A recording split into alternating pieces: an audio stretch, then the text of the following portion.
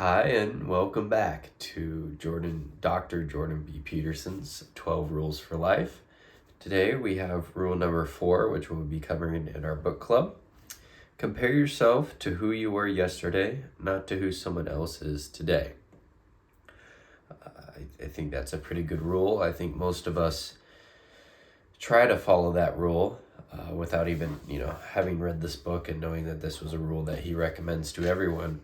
But as we know, it's very hard to not compare yourself to others. I mean, you're naturally always going to do it. And, we'll see if there's some tips in here to help us out.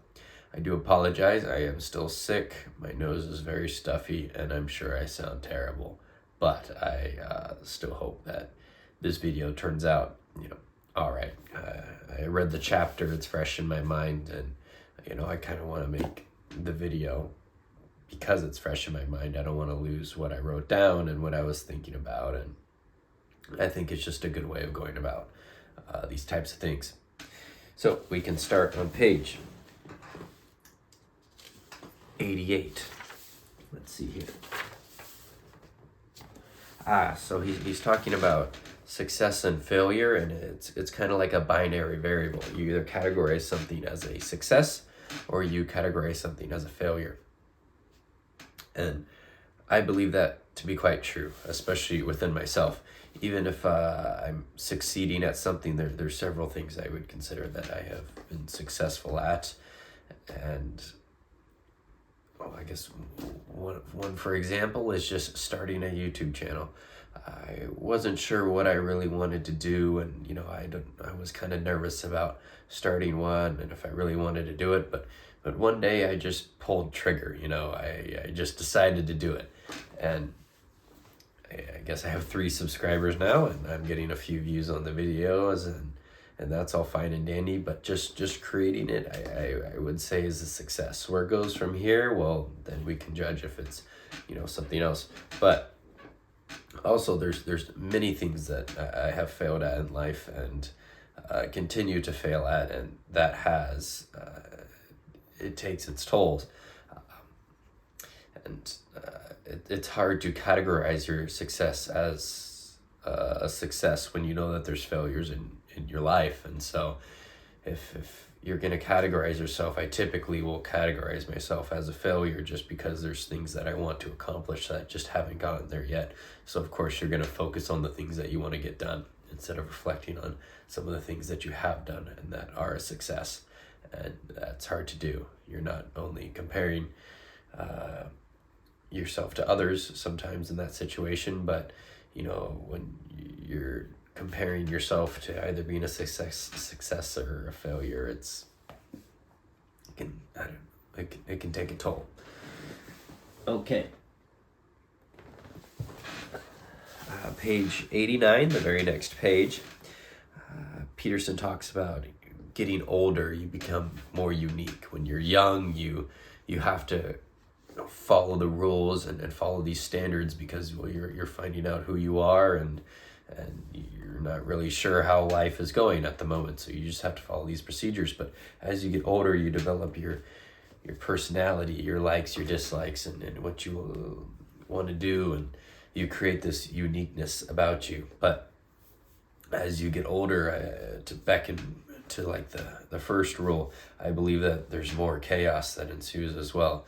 I know plenty of people, including myself, that want to just go back to when they were 5 years old, because it's a simpler time, as long as childhood was good at 5 years old. But the childhood beckons back because I think there's less chaos. It's kind of more order in your life with mom and dad, if you get them taking care of you, and you're just kind of happy-go-lucky kid. As the older you get, there's more uniqueness about you and different things and tastes and likes, and it all gets chaotic, and we kind of like a life in order.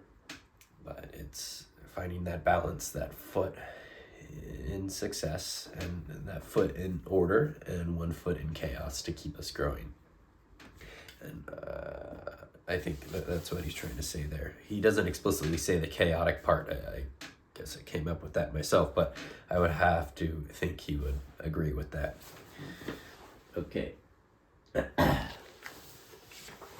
page 91. Let's see what's on page 91. Okay.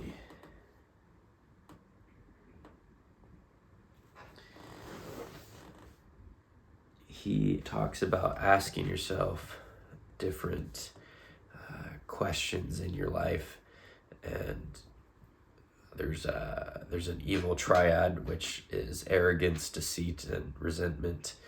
And a resentful person is immature, or the resentful person.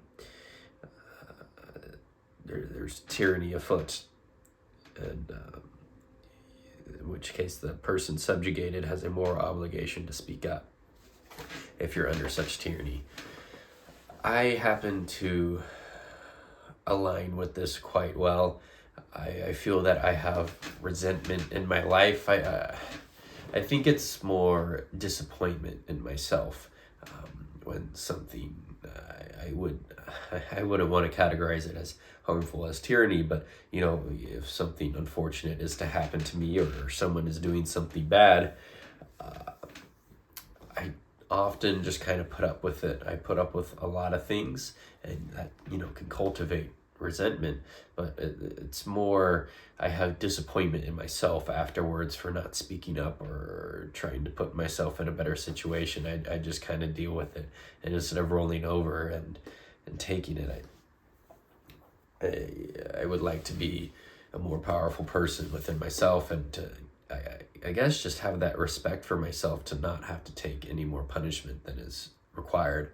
Obviously, sometimes you need to undergo certain things, but standing up for yourself will help you get, I think, a little bit further in life, and make you happier with yourself, because I guess sometimes you're getting what you want, but it's not about getting what you want. It's also making sure that you're doing what you're doing is correct, as long as it's under the right circumstances.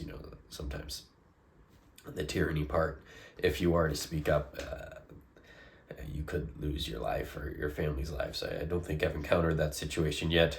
God forbid I ever have to deal with something like that. But I think I'm more disappointed in myself when I don't speak up as much, and I would like to do that more. Okay. Page 94 here, Peterson's talking about happiness and kind of where it comes from. He seems to think perhaps happiness is always to be found in the journey uphill, and not in the fleeting sense of satisfaction awaiting at the next peak. Much of happiness is hope, no matter how deep the underworld in which that hope was conceived. I think that's quite beautiful, and I also think it's quite true. I think I talked about success and failure in the beginning of this video, and once you have one success, you've completed something and you categorize it as a success, I don't think you're just going to be complacent. I think you move on to the next thing to find the next thing to find a success about, and it's getting to that next peak. You're awaiting that happiness and that reward system to come in, and I think it's taking that journey and that uphill battle that you kind of relish in more of. I think we can't go through life without struggle, and we can kind of enjoy that struggle, so that way we know that whatever we're going to reach at the end is well worth it and well rewarded, and we know that we did a very good job. And I think he's correct here in finding happiness in that struggle, and not being complacent, but continuing on and doing your best to fight through those struggles and get on to the next peak, and to, I guess, complete Sisyphus's journey. I think Sisyphus is the one that pushes the rock up for eternity. I could be wrong, but I think it's Sisyphus. Page 96. Let's see.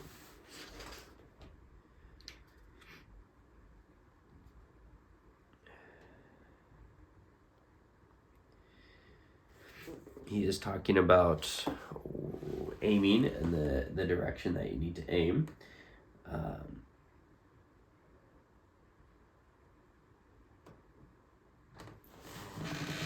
And how you can break up your tasks into smaller tasks so that way you can complete them. I do feel that I aim too high with some things, and maybe it's not that I aim too high, it's just I don't break up the journey to make it manageable. Take, for example, this book.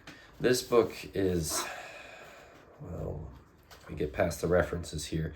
It's about 300 and let's just call it 70 pages. I'm not exactly sure, but it's something like that. So 370 pages can be a bit daunting, especially with something that's kind of philosophical and you kind of have to reread it multiple times. But it doesn't sound so bad if you can break it up into like daily increments or just by each rule being roughly 30 pages. I can read about 30 pages and I don't know about daily because I don't do this daily. I have other things that I have to do, but I try to do it at least 2 or 3 times a week, and that seems pretty manageable. And yes, I will get the book done in a month, but at least I'm getting the book done, and I can find success in finishing one chapter, or I guess one rule in this, and I'm like, oh, nice, okay, another rule done, and hey, we're already on page, it's like 115 now that we're going to start rule 5. And so it's not that I'm aiming too high. I think it's not planning the journey out properly.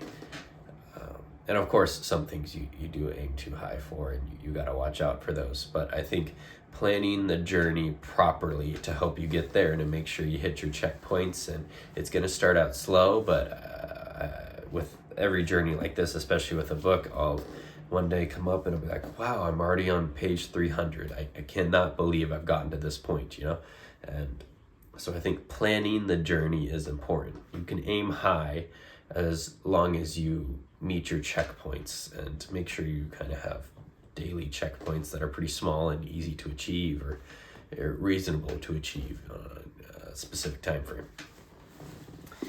Okay.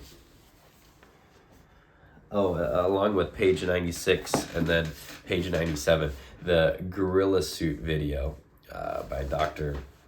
Simons. I was actually in, I think, 7th grade. My teacher showed us that video. I knew exactly what he was talking about from when he started. He said that the 2 different teams with the balls, and I remember I was so focused on getting the count right for the white ball, and I did get the count right. I guess it was 15 or something like that, but I had no idea that the gorilla was even in the video. And I remember the second half of the video, it's like, but wait, did you see the gorilla? And then it rewinds the tape and it shows you again. And I was like, maybe I even raised my hand. I was like, hey, I think that they just added in the gorilla on the second half of the video, and it wasn't really there in the first half. And so my teacher rewind the YouTube video, and sure enough, that gorilla was right there dancing, making fun of me because I did not notice him. So touche. Good job, Dr. Simons. You got my 13-year-old mind. Yeah, I remember that video very well. Okay. Page 100. Peterson says that it's okay if you don't know exactly what you want, but we're on a path to better your life. At least you're starting at that point. And I guess that makes me feel better because I really don't know what exactly I want and how exactly my life will be better, but I kind of know what I'm feeling inside, and I know I'm not satisfied, and I know I want my life to get better. So I guess just knowing that I want it to get better and I'm trying these things to make it better, I guess that's a good first step. I think it could be Fellowship of the Ring and Lord of the Rings. I don't know. I wrote down a bunch of quotes when I read through the Lord of the Rings that I happen to love, and I'm pretty sure it was Old Gaffer Gamgee, which is Samwise's dad. His quote was, it's like, I'm not saying it right, but it's like the longest and hardest step of the journey is the first, or something like that. It's just taking that first step. Exactly what I did with the YouTube channel. It was just getting to that point where I'm gonna record this video and I'm gonna put it up there. That's pretty hard for me, and I think most people, is making that first step, that first leap, and then you can get the ball rolling. All right. Okay, page 102. He is talking about discipline, and it's very important to have discipline to figure out where you're aiming. If you're undisciplined, you won't know where to aim. You won't be straight, and you'll have no idea what you're going to do. And I think that's of course correct as well. It was talking about earlier about you can aim high.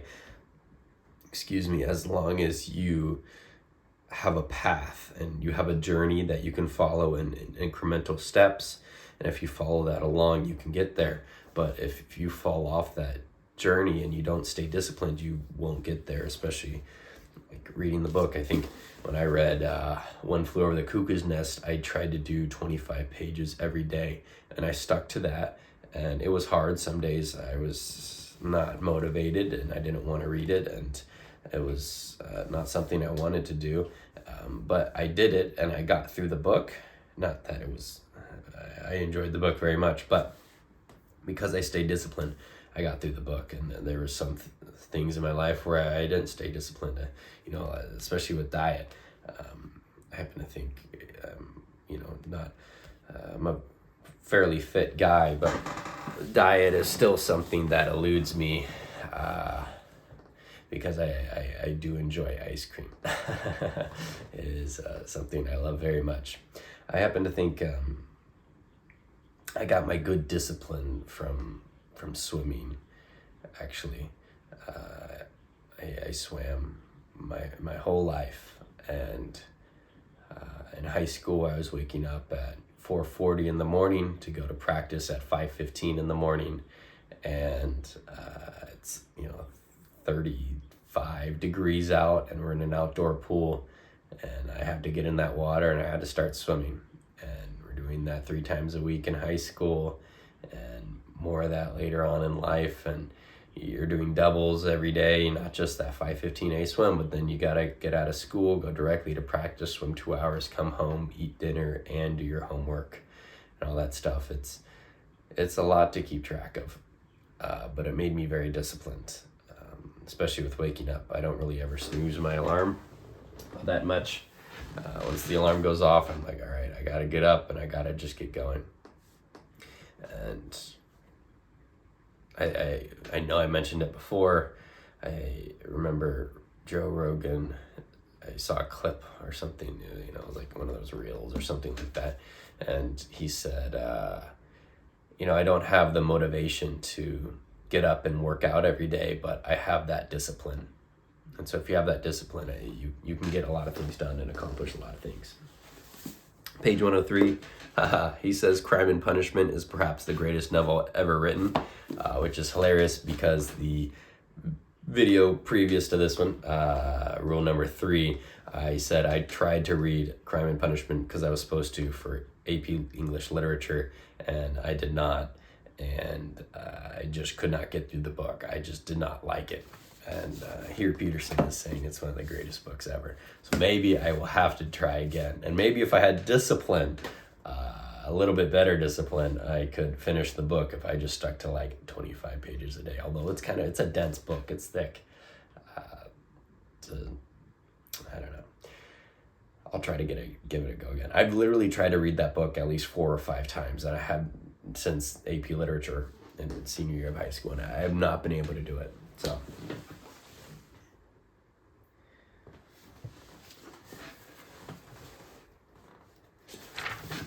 Page 107. Peterson's talking about how if you want to make your life better and you want to aim better for your life, you don't want to just you don't want to worsen the lives of someone else, if that's your friends, your family, or even your enemies, which I think is good. And in here on page 107, he says, about, he says that it is instead the realization that the tragic irrationalities of life must be counterbalanced by an equally irrational commitment to the essential goodness of being. And I like here how he says that, well, of course, life is irrational. I mean, bad things happen to good people all the time. It is just tragic. One of my friends, I don't have to get into it. It's just, it just happens, and it sucks. But I like how he says that you have to have that counterbalance, and you have to commit yourself to that equally irrational commitment, the essential goodness of being. I like how he uses the word irrational, because it is irrational. It's easy to fall into that nihilistic view of the world, and that there's no meaning, or, even though bad things are happening to good people, like, why would, New Testament God want that?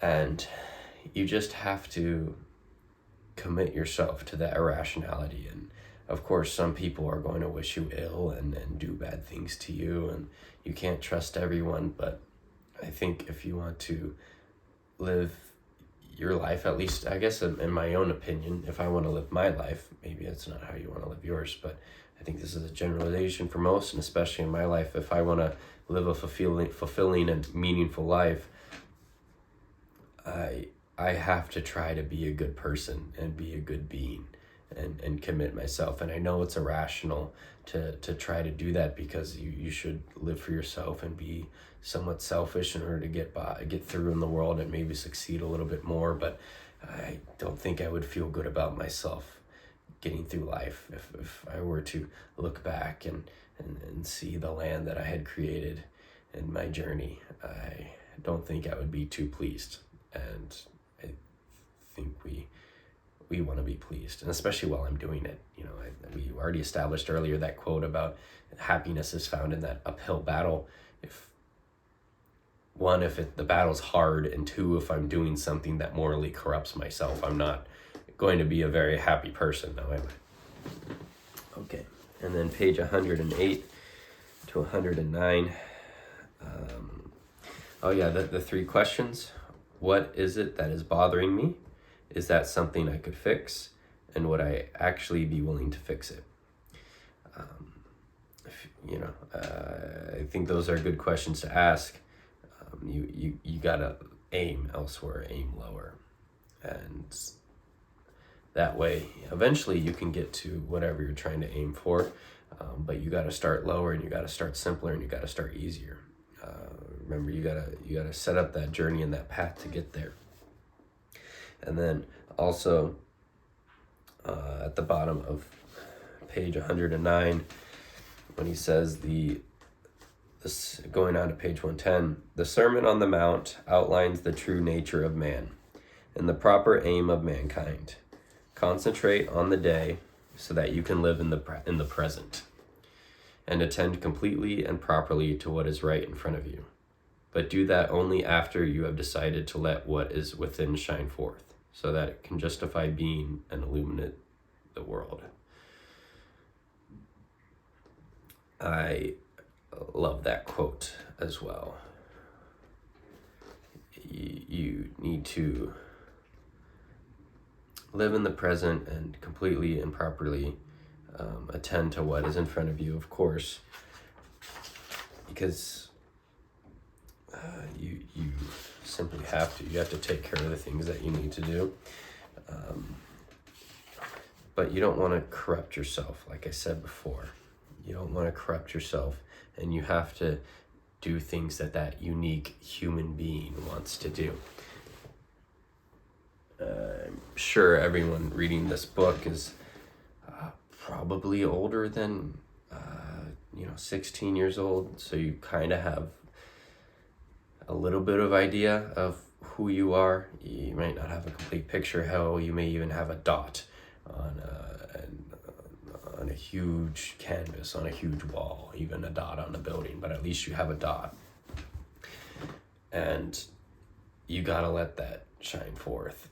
and that's how you're gonna be happier, right? You're gonna do the things that make you feel good inside, that you want to do inside, and make your life better. Because if you're aiming for kind of what you want and what you need, I think your life's going to get a little bit better. But I hope this video wasn't too long. We can move on to rule number 5. Do not let your children do anything that makes you dislike them. I guess this is advice for me for later on in my life, as I do not have any children right now. But until next time, take care.